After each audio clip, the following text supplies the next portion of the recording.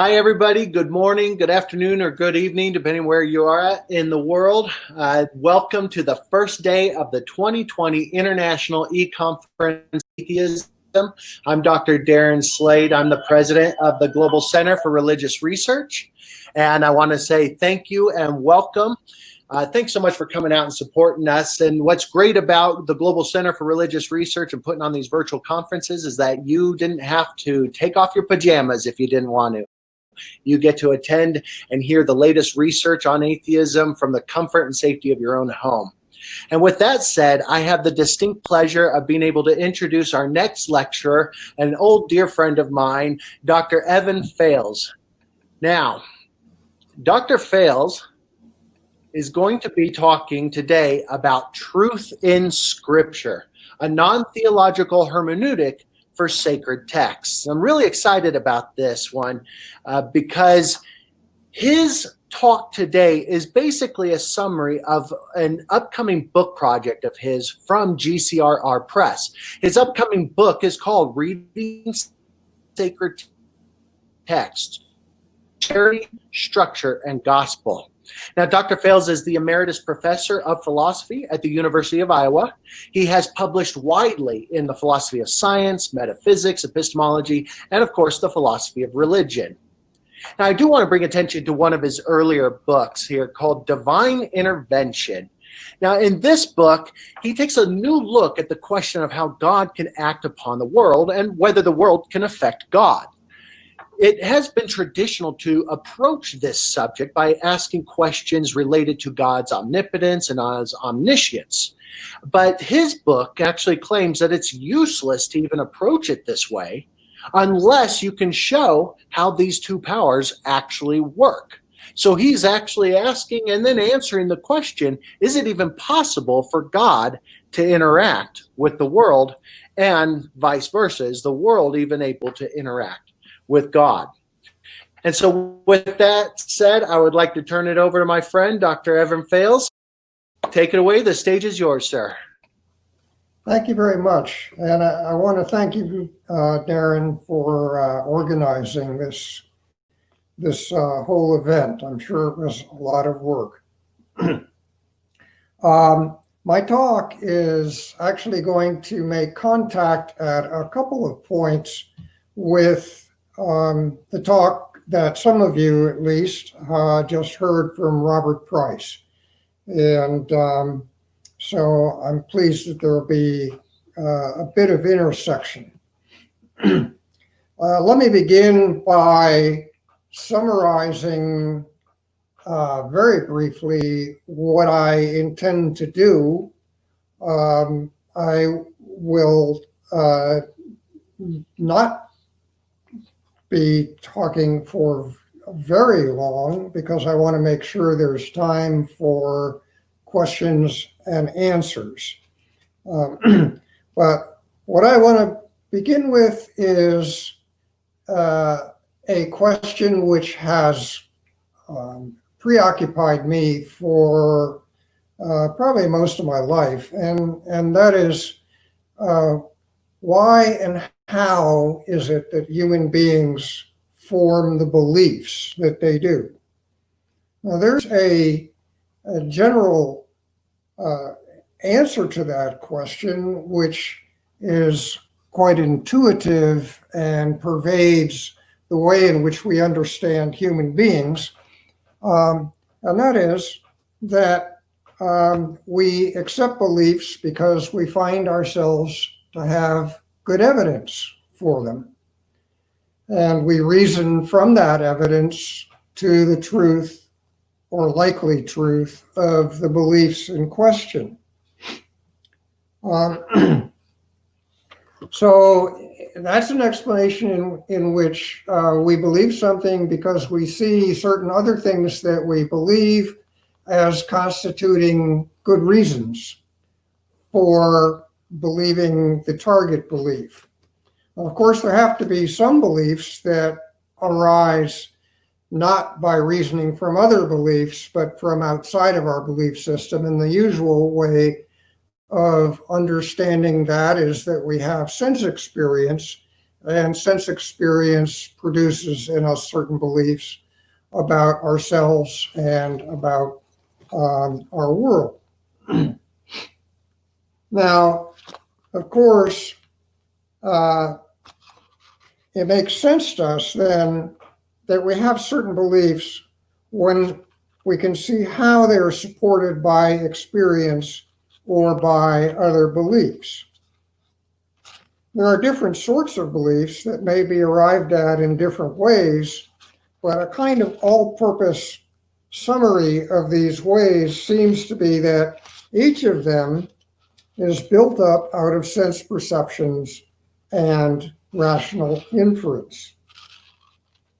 However, it is not often easy to reconstruct such chains of reasoning, and worse, sometimes things go awry. And we misperceive, or we reason badly, or both. But in all this, there is a noticeable difference between ordinary cases of human fallibility and some cases that are striking in their apparent systematic deviation from rational norms. They defy both reason and common sense, or at least they apparently do. These naturally will be of special interest to philosophers. Beliefs that seem to fall in this range include superstition, some political beliefs, and, notably for our purpose, religious beliefs. Indeed, when these beliefs are not among our own, we typically, and often happily, dismiss them as simply irrational or crazy.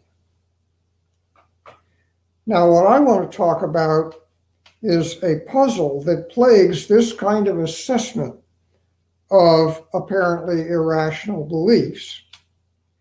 When those beliefs happen to display certain features, I'm concerned about cases where the beliefs are complex and they're complexly interwoven together into a systematic view, and where further that view has what I'll call staying power, which is to say that the view has been subjected to critical examination and has been able to deploy strategies of defense against criticisms that are offered, strategies that seem to many people at least to be successful. So what I mean by staying power is that such belief systems are resilient. They support those sorts of defense strategies and in fact often deploy them successfully. In fact, many of these strategies may be similar in structure to those that we deploy to defend paradigmatically rational beliefs, such as those of scientific theories. Moreover, I'm assuming, as I say, that these belief systems have been defended, and they've been defended well enough to acquire the allegiance of very learned and intelligent champions. Religious belief systems are typically, or at least often, of that sort. It doesn't follow that they're rational.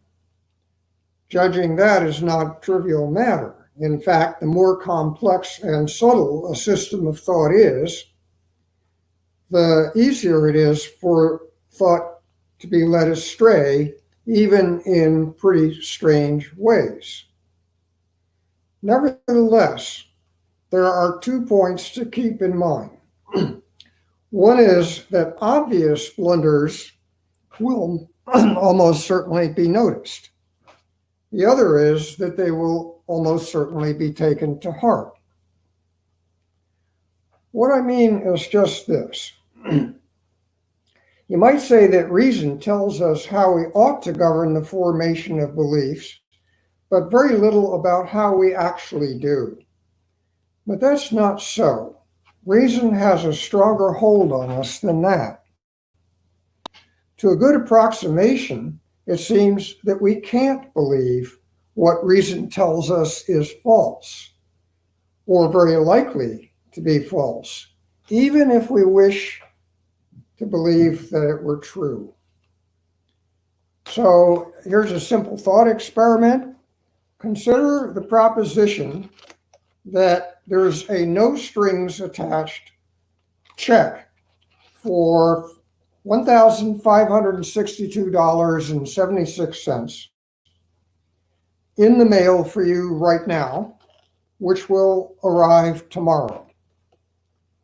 Can you bring yourself confidently to believe that this is so, or even to allow that it's pretty likely? I think the answer almost everybody will give is no, you can't do that. We can put this thought experiment to work. One feature of many religious traditions is that they traffic in miracle stories. The convenient thing about considering miracle stories is that they are obviously false, or so it seems. It's no easier to manufacture a firm conviction that some guy can walk on water or restore sight to the blind with a mere touch than to convince yourself of that check in the mail. But this generates a sort of paradox. How can even people who are intelligent, careful thinkers with a lot at stake be persuaded of the truth of miracle stories? We can reinforce this conundrum by taking account of a principle which is commonly called a principle of charity, a principle that governs our thinking when we're trying to understand someone, especially someone of whose intelligence we have antecedent evidence and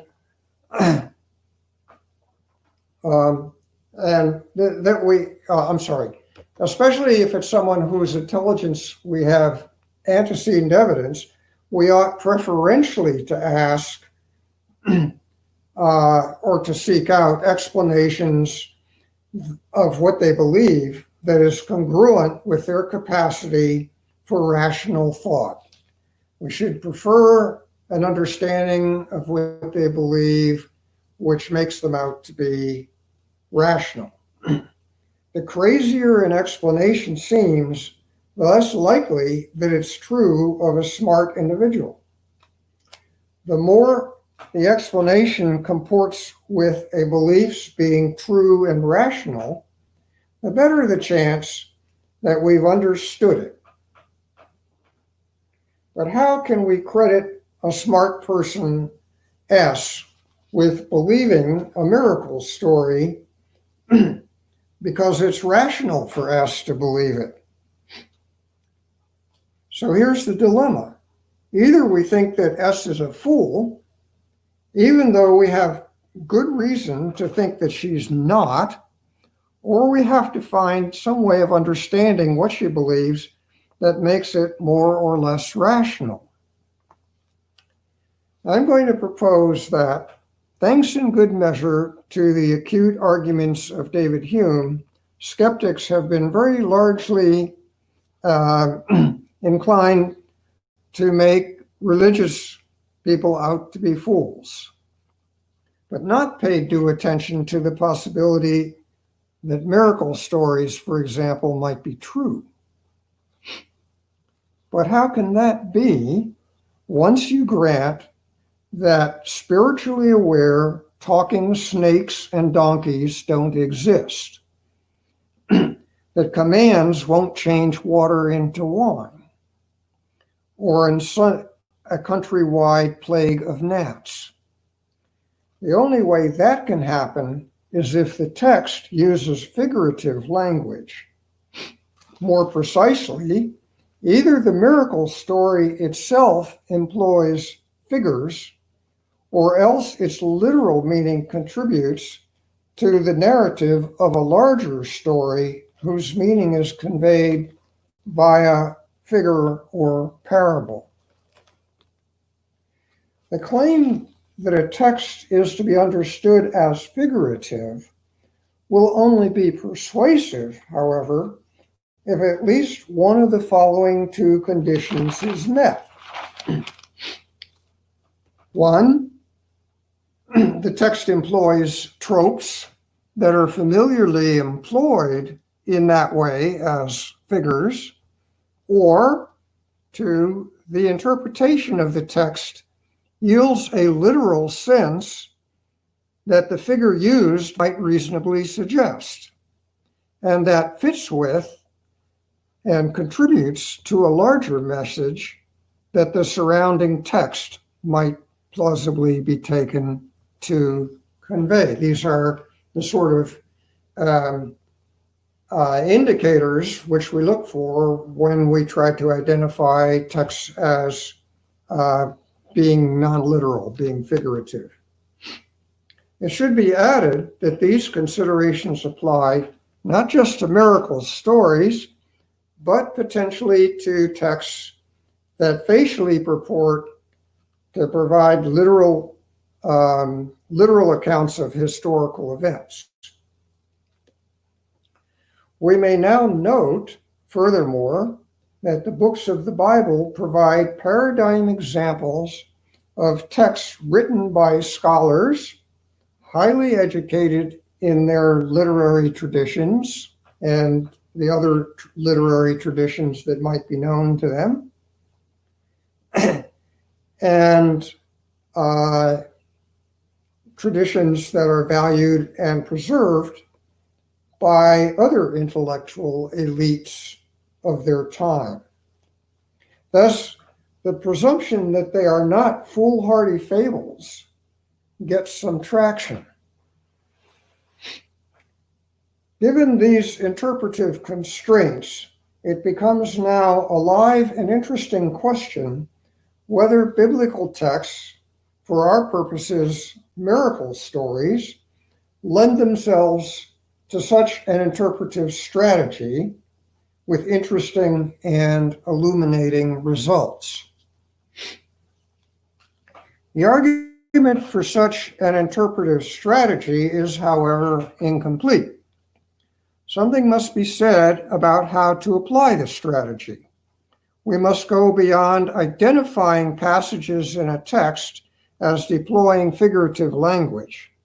We must be prepared to offer an exposition of what those figures are meant to convey. If God is said to have plagued Egypt with 10 imaginative disasters in rapid succession, what is that story meant to teach?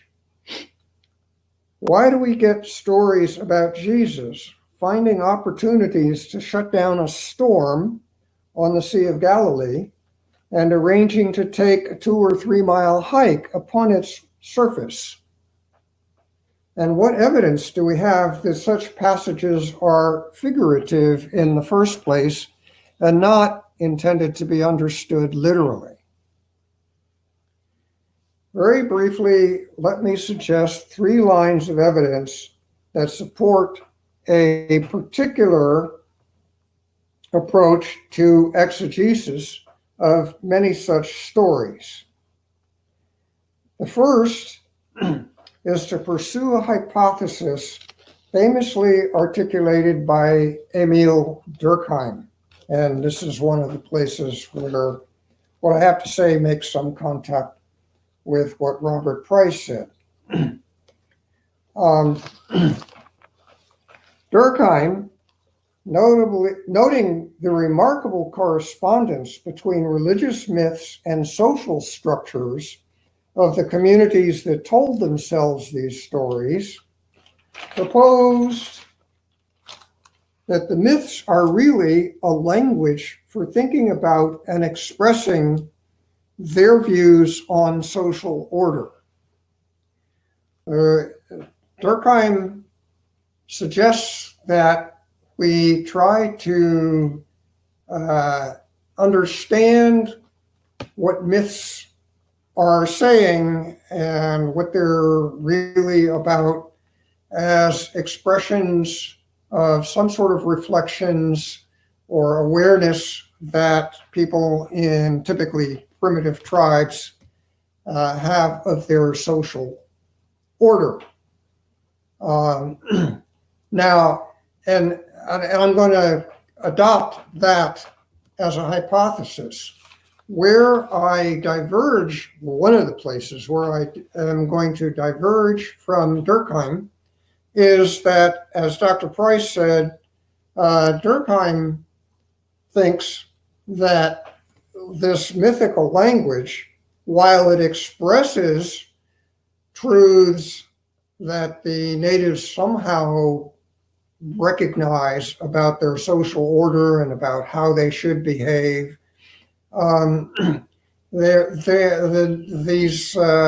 these storytellers are not aware of the fact that what they're really doing is reflecting social conditions and social facts. That seems to me to be entirely implausible.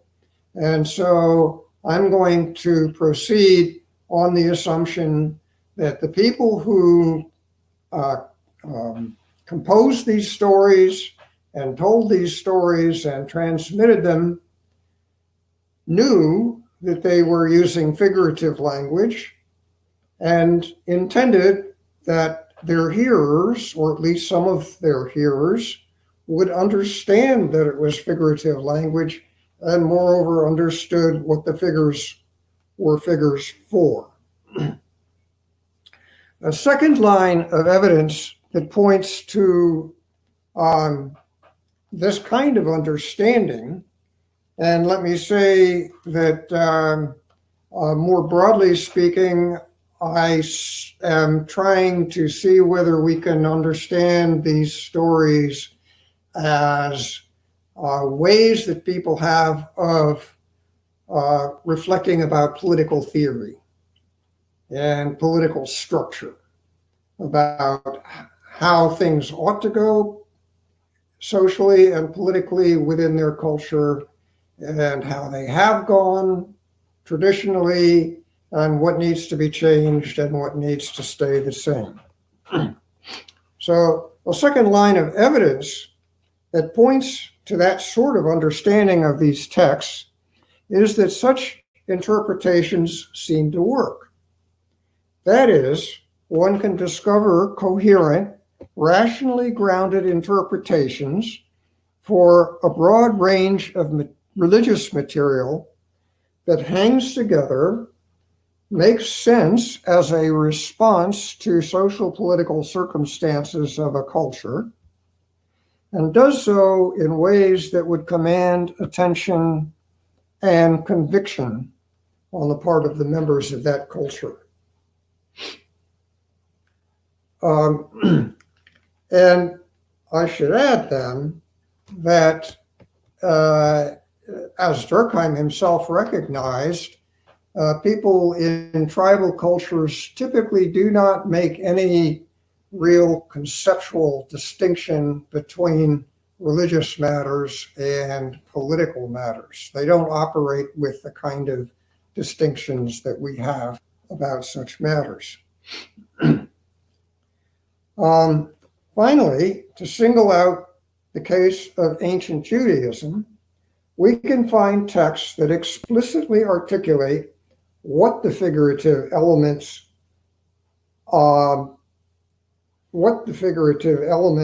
of their stories refer to. And those turn out to be social political circumstances. A couple of examples of that, I won't discuss them with you here right now, but you might take a look at John 21 and Luke 5,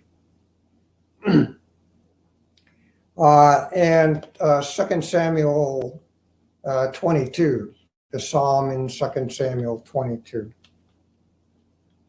Indeed, the Gospels of the New Testament dwell repeatedly upon the theme that Jesus taught by using parables. It is variously asserted that many did not understand those parables, even that the disciples did not, and that Jesus had to explain the parables to the disciples, either in his ministry or later in his resurrection appearances. Moreover, these reports of Jesus' teachings convey a certain tone of esotericism. To some, especially the disciples, understanding is given, to others not. Let those who have eyes see, and those who have ears hear. This is noteworthy. Is the reader of the Gospels meant to be included among those who hear and understand the good news, or among those left out in the cold? Rather oddly, the teachings conveyed by Jesus' parables are usually obvious, so obvious that they make good fodder for Sunday school classes. So what's the big deal about there being some secret contained in them? Well, there's been a good deal of debate about that, from which it at least follows, I think, that if there is a secret, it is in fact not in plain sight. But here's a suggestion. I'm not going to argue for this suggestion. Indeed, I'm not sure that it's correct. But it does fit with the idea that miracle stories are meant to be read figuratively.